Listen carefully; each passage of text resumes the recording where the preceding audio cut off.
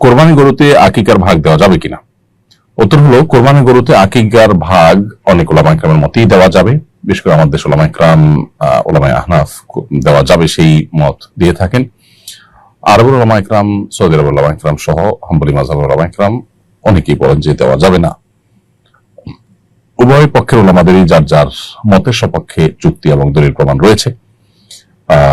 যারা মনে করেন দেওয়া যাবে, ওলামা আহনাফ, তাদের যুক্তি এবং দলিল হলো যে কোরবানি এবং আকিকা একই টাইপের ইবাদত বিধায় একটা গরুতে 7 জন ব্যক্তির তরফ থেকে কোরবানি যেহেতু যথেষ্ট হবে, অতএব তার কোনো একটা ভাগ আকিকা হিসাবে যথেষ্ট হবে।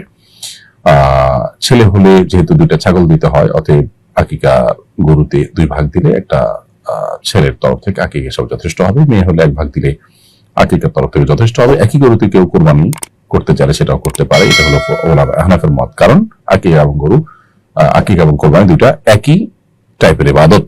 যেহেতু একই টাইপের ইবাদত, অতএব একসাথে দিতে অসুবিধা নেই। এটা হলো তাদের যুক্তি। আর ওলামায়ে আরব, বিশেষ করে হাম্বলি মাযহাবের ওলামা ইকরাম যারা নিষেধ করেন, তারা বলেন যে কোরবানি এবং আকিকা দুইটা মৌলিক টাইপ এক হলেও পার্থক্য আছে। আকিকার ক্ষেত্রে নেসাবের বিষয় নেই।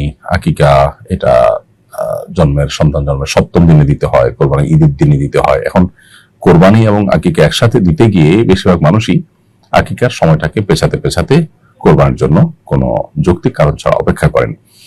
তো এক্ষেত্রে তারা 7ম বা 14তম বা 21তম দিনে আদায় করার যে মুস্তাহাব আমল আছে, সেটা থেকে তারা মাহরুম হন, বঞ্চিত হন।